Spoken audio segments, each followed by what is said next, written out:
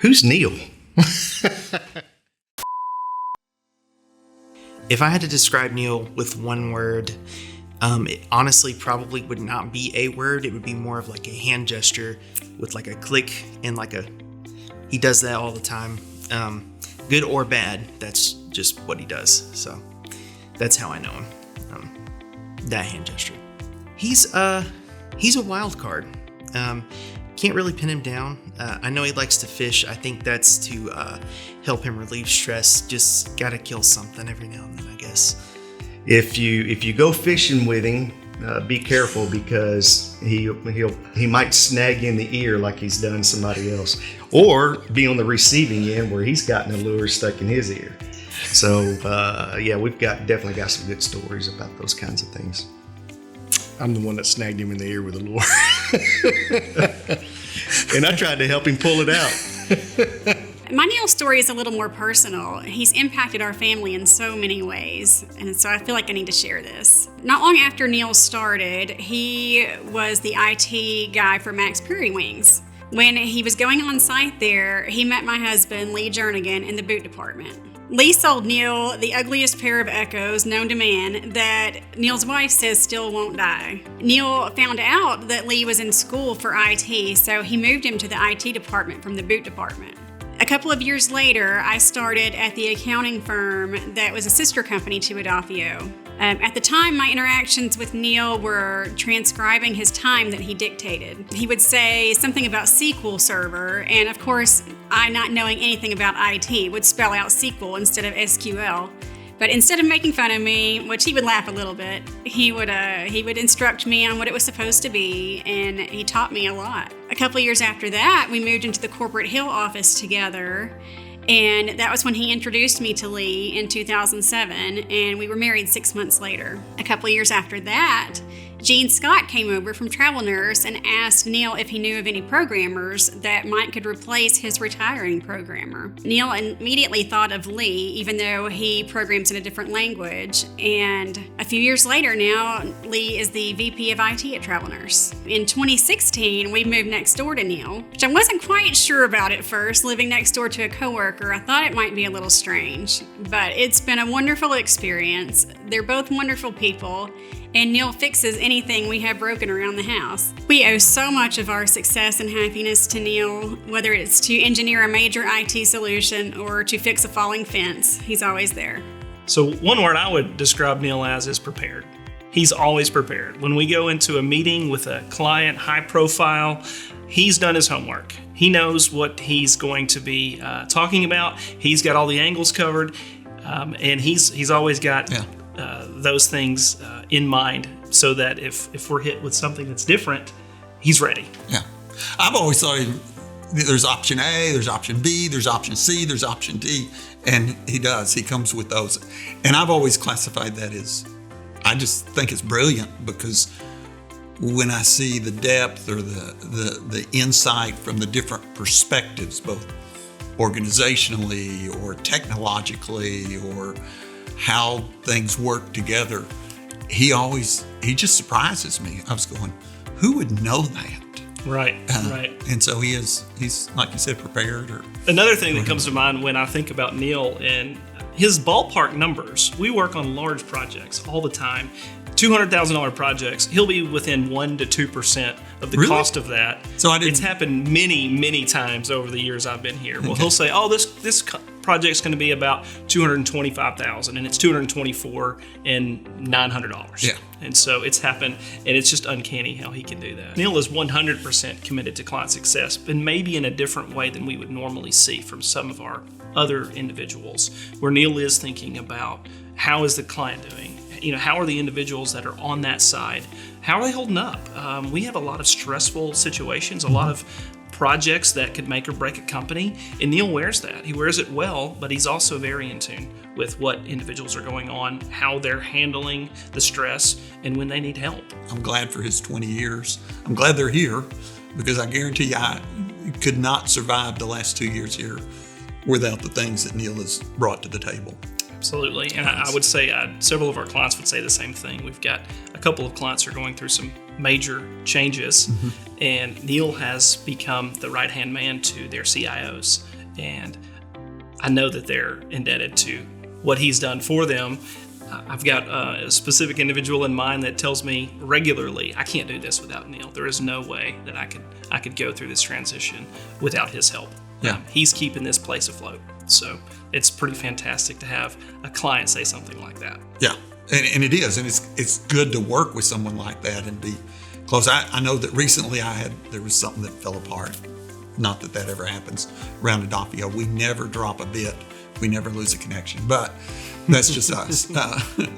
And anyway, when I was thinking about writing, as I was writing up the information about where we were, one of the things I just wanted to do, and I did it a couple of places in there, I said, I've got Neal consulting on this. So I just used his name to try to calm the troubled waters, and he was consulting on them. But I knew that would bring calm to the storm. You can always play the Neal card. I can play the Neal card. Yep. That's right. I was working at the heart hospital with Neal. It was right after they'd been brought on as a client, and I was kind of stationed there to help him with whatever he needed help with. At the time, I did not have a ton of experience beyond just what I had done in my spare time, and my previous job was semi-technical, but nothing compared to being at Edafio. So working with Neal was a good onboarding process, mostly me learning and listening, mostly listening. Learning through him really helped me to understand how Edafio operates in general and how to approach troubleshooting issues, which is 99% of my job right now. So it was very beneficial, and I look back on those times a lot to reflect on mostly things I did wrong. There were many instances that he had to, correct me and help me to understand that, you can't necessarily call somebody stupid to their face. It's just not something you're supposed to do. He was the backbone of Edafio for a long time. Everybody leaned on him because, he was the guy when it came to cutting edge technology. Yep, I would echo that. I think, one word to sum Neal up would be brilliant, and that being just his knowledge and his capability to go into tight situations, very large client background, and he's just got that ability to talk to clients and talk to technical people on the same level. And his knowledge that he has, based off the technology is just unreal. And he's one of those guys that you see in your whole entire IT career maybe once or twice, and that's Neal Fendley. One thing that's really funny, though, when you work with Neal is his impersonations of other people. Oftentimes we've got projects going and we've got multiple players, and Neal will talk about himself. He'll say, well, this is what we need to do, and then he will do this and say, well, this is what we need to do as the customer is going to talk, and then Neal will take a giant step over and say, well, this is exactly how we should do that, Mr. Customer. Oh yeah, I really understand what you're saying there. That's great. Yes, I thought you would see it my way. So it's always funny. He's got a lot of different things that he does, but those are the ones that really stands out to me. When I think of Neal, I see him live out and exemplify our core value, number one, of committed to our client success. And one of the things that are attributes of Neal that makes him so effective, I believe, at doing that is his persistence and his tenacity of attacking technology problems and not letting go of them. And there are so many instances where I can remember Neal working all night long or even several nights in a row with our clients to fix a problem they're having. Yeah. I remember one particular scenario with the bank down in Stuttgart that I think he probably went 36 hours straight trying to resolve a tricky, complex issue. And we got through that problem. Mm-hmm. But his persistence and effort and, of course, his brilliance, he's just so good with technology. He's probably one of the smartest people I've ever met. Yeah, I would agree with you, for sure. So what sets Neal apart? I would probably say it's his tenacity. We have a lot of people that do show tenacity towards their clients, and they're all over it. But Neal is a little unique in how he handles his customers. So he does a really nice job of making sure that their needs are brought to the top of the pile very quickly. If you call Neal, you're going to get an answer. It may not be the answer that you want to get, but you're going to get an answer. But his integrity is off the charts. He's a valid guy. You know, when I think of Neal, one of the other things that I think about that sets him apart is he speaks with such confidence and certainty about what he's trying to communicate, typically to a client or to a coworker. So when he says something, you believe, okay, he's right on. He knows this space quite well, and he speaks with credibility and authority. And so he's really effective in dealing with clients and coworkers because of that strength and confidence that he has. Another attribute of Neal, of course, is this persistence and tenacity of attacking technology problems. And there's a movie clip that comes to mind when I think about that. I mean to kill you in 1 minute, Ned, or see you hanged in Fort Smith at Judge Parker's convenience. Which will it be? I call that bold talk for a one-eyed fat man.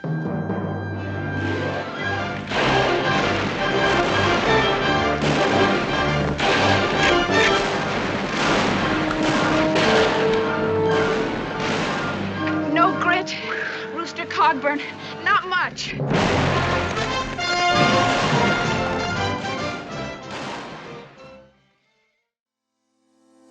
So Neal, I want to personally thank you for your 20 years of service to Edafio and to Edafio clients.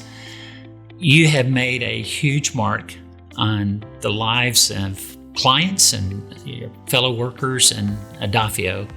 And I thank you for that. And it's been a privilege to know you and work with you. Neal, congratulations on 20 years. It's been wonderful to know you, and I wish you all the success in the future. Neal, I appreciate all that you do for us, all that you do for Edafio, all that you've done for me. I've been here 6 years. You've been instrumental in the work that I've been able to do, and I just appreciate all that you've done. Neal, I appreciate you. You have been both an encouragement to me. You've been a friend to me. You've taken me bass fishing. You taught me how to bet the horses. Maybe I'm not supposed to say that. But it's been really, really good, and I look forward to many more years working together and working for Edafio. So Neal, I just wanted to tell you that I appreciate everything that you do, everything you've done for Edafio on a personal level and a professional level. You've been at Edafio for 20 years. Congratulations on that. And I've worked with you for 18, and I appreciate you very much for all that you've ever done for me and Edafio. Neal, congratulations on 20 years. I appreciate everything you've done for me and my family and everything you've done for Edafio. Hey, Neal, congratulations on your 20 years. Thanks for all you've done for Edafio over the years. I know you're going to be around for many more years, and that's a great thing. You do a wonderful job with West Rock. Nobody can manage Eric Chin like you do. So, again, congratulations and enjoy the holidays. Well, it's not going to work out between us, Neal. It's not you, it's me. And I'm sorry.